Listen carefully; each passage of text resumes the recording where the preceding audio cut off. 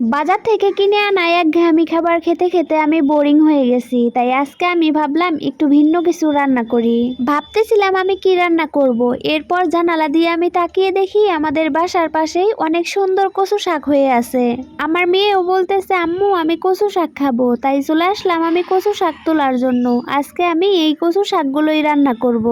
আকাশটা কেমন মেঘলা হয়ে আছে, মনে হয় একটু পরেই বৃষ্টি আসবে। আমি কচু শাক তুলে নিয়ে চলে আসলাম রুমে। এই তো আমি এই কচু শাকগুলো তুলে নিয়ে আসলাম। কচু শাকগুলো মাশাআল্লাহ অনেক সুন্দর, কচি কচি কচু শাক আমি ডাঁটা সহ তুলে নিয়ে আসলাম। আজকে এই কচু শাকগুলো দিয়ে আমি অনেক মজা করে খাবার খাবো। প্রথমে এই শাকগুলো আমি কেটে নিলাম, এখন ভালো করে ধুয়ে রান্না করব।